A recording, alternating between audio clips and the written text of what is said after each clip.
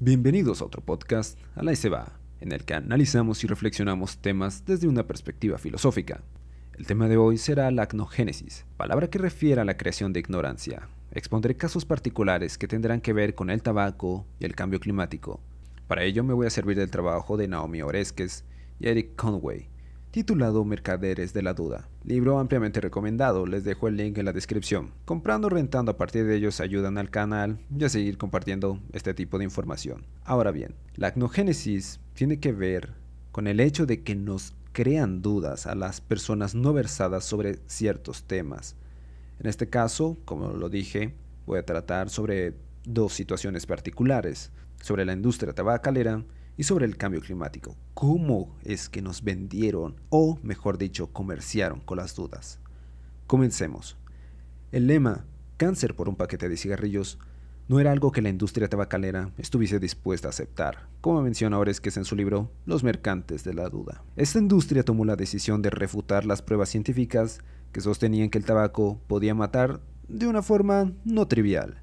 Cuando digo no trivial me refiero a que su presencia era una causa relevante del cáncer de pulmón y de la muerte. El objetivo era convencer a la audiencia de la falta de solidez de los resultados científicos. Por tal motivo se contrataron científicos para dar la apariencia de división en la comunidad y legitimidad del discurso. Su objetivo no era mantener un escepticismo saludable, como en la filosofía o en ciencia, cuya razón es ayudar a mejorar nuestro conocimiento, sino a socavar los fundamentos del mismo, con la finalidad de no tomar acciones. A todo esto, ¿cómo es que se podía atacar a la ciencia? ¿No es que era sólida? Lo es.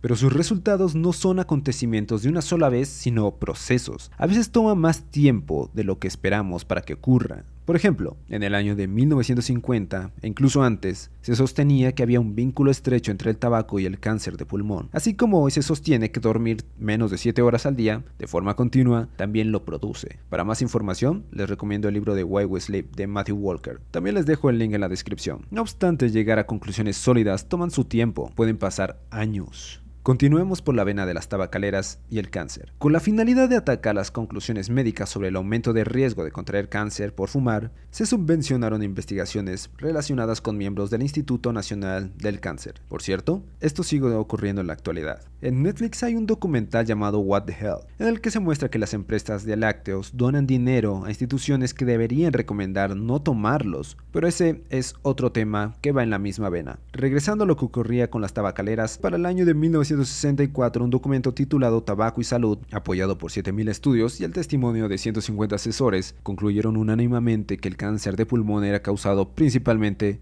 por fumar tabaco. Si tomamos en cuenta que la industria tabacalera estaba subvencionada por el gobierno, entonces sugería que este último permitía la venta de productos que nos matan y además se beneficiaba de ello. Todo pudo terminar ahí, aceptar el error y apechugar, pero no. Su insistencia era negarlo, y la industria tabacalera incitó a otras a unirse a su causa porque aseguraban que serían las siguientes víctimas. En un sentido sí lo serían, pero no por las razones que ellos creerían. Por ejemplo, en México los productos presentan sellos que indican el contenido de grasas trans, saturadas, excesos de calorías, en productos procesados que son dañinos para la salud. No obstante, nadie prohibió la venta de tabaco, así como tampoco de esos productos procesados o el de la carne. Era la responsabilidad de las personas consumirlo o no, porque ya tenían la información disponible. Aunque ninguna de estas industrias, y mucho menos la del tabaco, vio reducida sus ventas, quería defenderse ante la aplastante cantidad de información que demostraba lo contrario. Por tal motivo, comerciaron con la duda. El reclutamiento de mercenarios.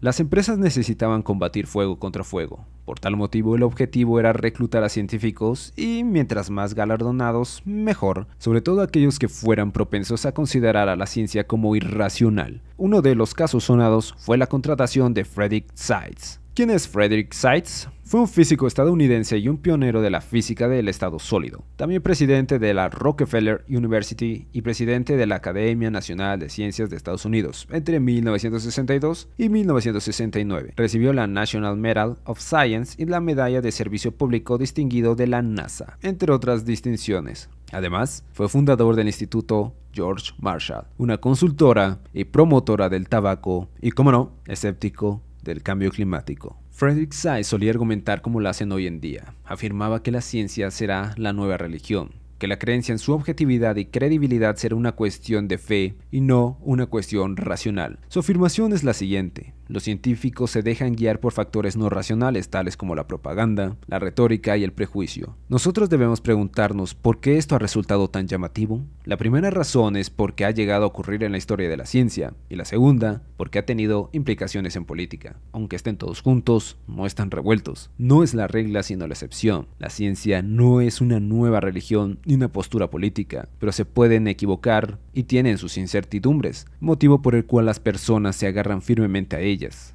Si quieres utilizar la expresión de que la ciencia es la nueva religión como un recurso retórico, no intentes poder concluir más allá de una retórica que de cualquier forma es tendenciosa, porque su objetivo es restar credibilidad y sembrar las dudas no fructíferas. Dos casos relevantes. Ahora voltemos la mirada hacia una discusión en torno a la lluvia ácida. La primera duda que se nos ofreció fue sobre los efectos de esta. Para los que no sabemos, como yo, el pH neutro es de 6, mientras que la lluvia ordinaria ronda el número 5. En 1963, Robert Peirce, Herbert Boardman, John Likens y Noah Johnson se percataron del incremento del pH ácido en la lluvia de América del Norte. Las muestras midieron 2.85 de pH, tan ácido como el zumo de limón. Para el año de 1971, Skante Oden informa sobre las pruebas de la lluvia ácida, la química de su formación, la física de su dispersión y los efectos que tenía o podía tener en la humanidad, las plantas y suelos, lagos y ríos y todo lo que allí habitara. Se sabía que existía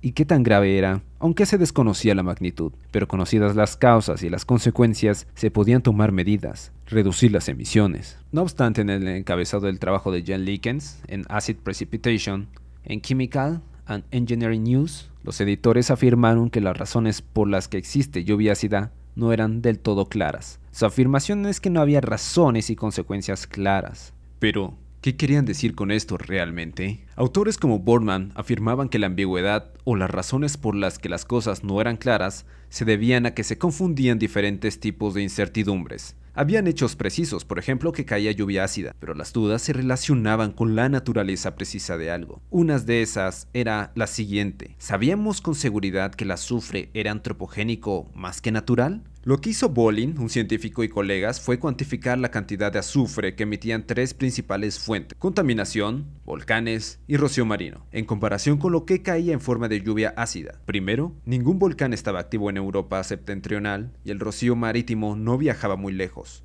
Por inferencia, la mejor explicación solo quedaba la contaminación atmosférica por el ser humano. Pero a la gente no le gustan estos tipos de argumentos indirectos, como lo es uno del tipo abductivo. Así que se requirieron mediciones directas. Medir que el azufre de la lluvia venía de alguna de las fuentes conocidas. Había que medir directamente y se podía. Para ello, se utilizaban isótopos. Un isótopo son átomos del mismo elemento con diferentes pesos atómicos, como el carbono 14 y carbono 12. Estos isótopos son muy queridos por los científicos porque se apoyan de estos para determinar la edad de los objetos fósiles u objetos arqueológicos. En este caso particular, si se trata de isótopos estables como el carbono 13 o el azufre 34, se puede determinar su procedencia. El azufre 34 digamos que se puede usar como una huella dactilar, saber si fue emitida por un medio natural o por acciones humanas. En el año de 1978, los científicos de Canadá demostraron que el azufre de la lluvia ácida de Sudbury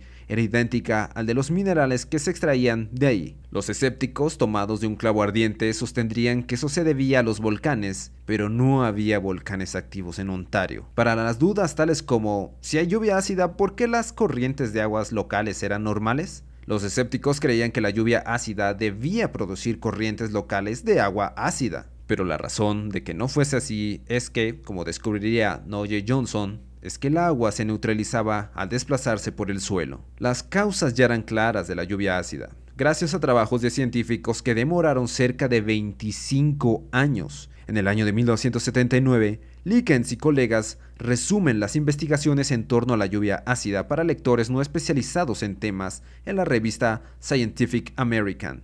Se afirma de forma tajante que la causa principal de la lluvia ácida es causada por el azufre y nitrógeno provenientes de la quema de combustibles fósiles. Podemos considerar a la Scientific American un puente intermedio entre científicos y público general, científicos haciendo asequible el conocimiento científico al público no versado. Porque es verdad que sus estudios son de acceso público, pero no garantiza que si los leemos, los vamos a entender. Con toda la información y conocimiento que se tenía sobre la lluvia ácida, a los gobiernos les correspondía tomar medidas, pero no lo hicieron, porque tenían sus dudas no justificadas. La negativa estadounidense. Se sabía que el azufre era emitido por las acciones humanas y producía grandes daños. El objetivo era reducir las emisiones y ya se contaban con los medios disponibles para hacerlo, pero los estadounidenses dieron vuelta atrás. Los informes estadounidenses de los daños eran menos rigurosos de lo que esperaban los canadienses. A todo esto, regresemos un poco en la historia.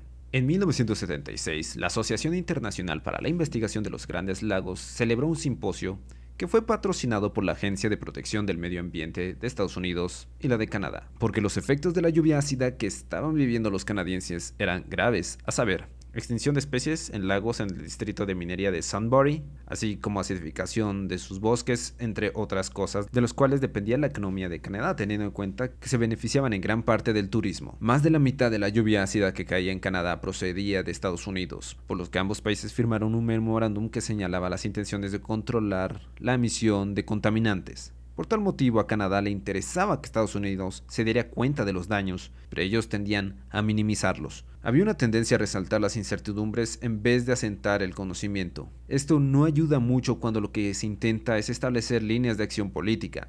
Los estadounidenses le daban mucho más espacio a las incertidumbres respecto a los canadienses.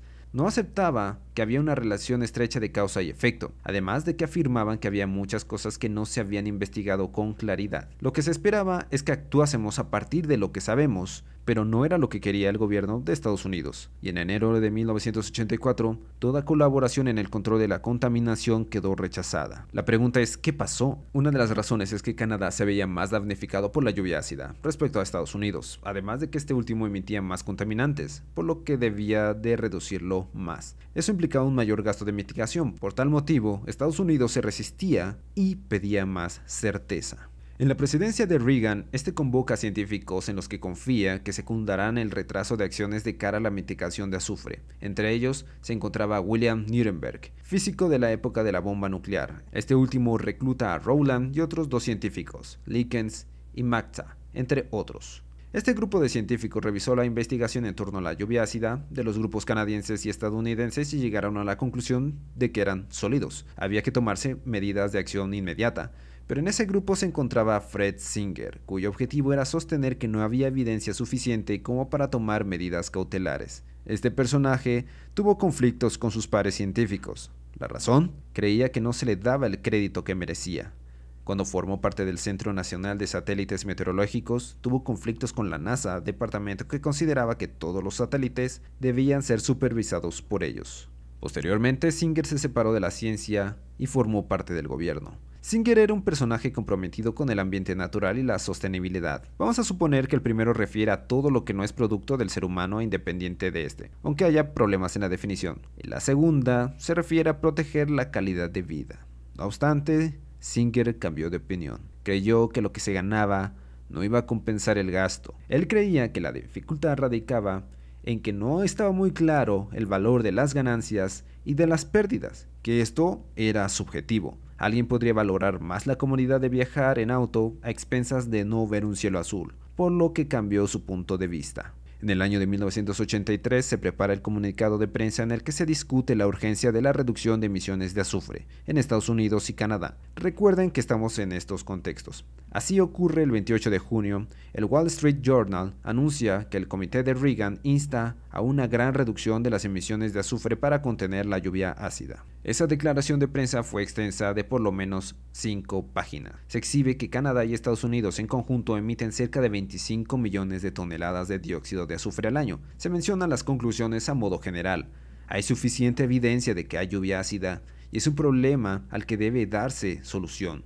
A pesar de ello, el trabajo fue modificado por el ya nombrado Singer, el cual afirmaba que no era un problema real, que estaba controlado el tema y se enfocaba en mostrar las incertidumbres, que era un problema científico, tecnológico e institucional, de lo que menciona lo siguiente, que científicamente no estaban seguros de los mecanismos detrás del proceso de la lluvia ácida, lo cual era falso, porque sí se conocía, estaban comerciando con la duda. Segundo, tecnológicamente creía que era costoso para reducir las emisiones, según él, pero en realidad era mucho más barato y sería más barato a largo plazo. Y por último, él creía que las leyes de aire limpio han estado trabajando en proteger la salud humana y la propiedad. A partir de aquí había dos posturas, la del comité científico, que aunque reconocía que había incertidumbres, consideraba que había suficiente evidencia para tomar las acciones necesarias en la mitigación del azufre para evitar lluvia ácida. Por otro lado, la de Singer, la postura del gobierno, el cual afirmaba que el problema no era tan grave y podíamos ser meticulosos. Sería cuestión de saber qué prevalecería. En principio, Singer no era apoyado por sus colegas científicos. Había consenso respecto al problema que esto representaba. Solo John Pistorius de la Oficina de Política de Ciencia y Tecnología de la Casa Blanca lo apoyaba.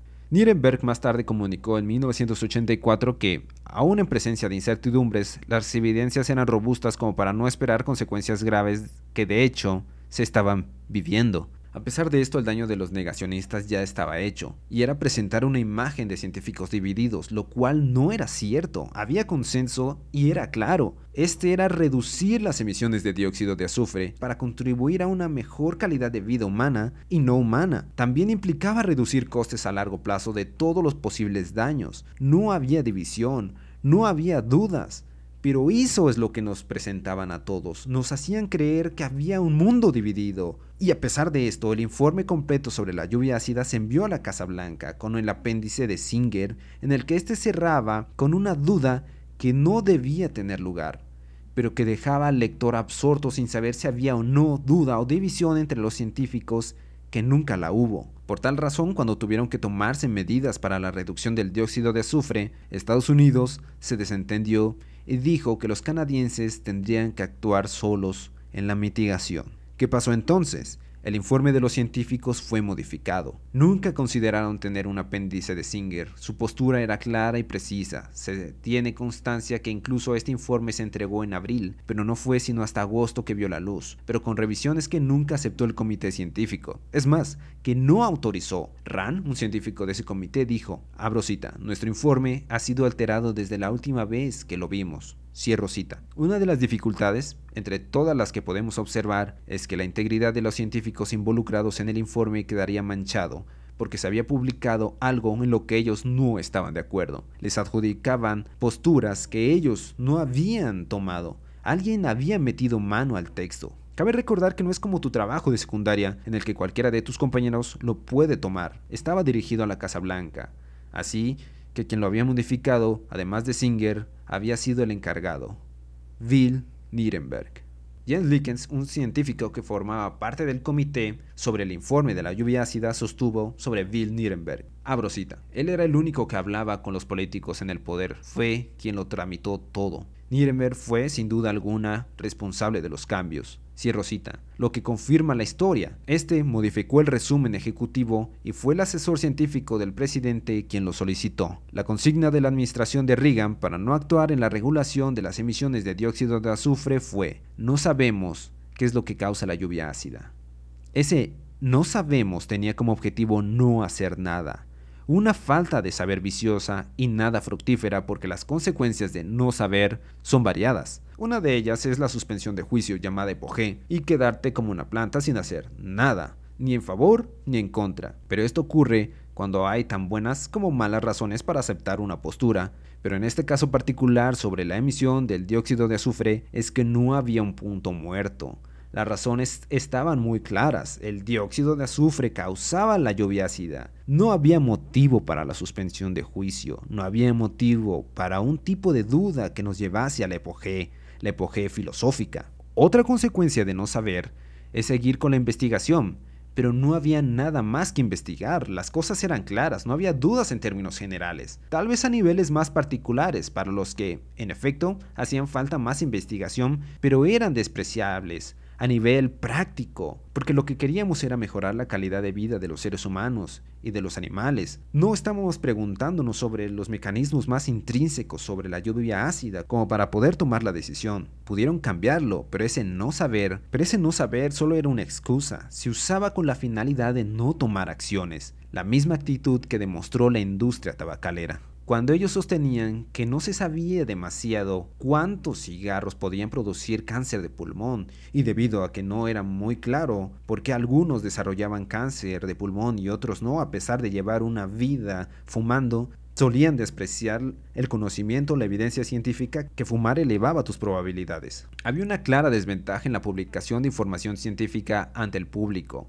el cual no se informaba de lo que sucedía, salvo por los medios de comunicación que presentaban una imagen de científicos negando la existencia de lluvia ácida y sus consecuencias negativas. Hasta aquí la primera parte del comercio de la duda.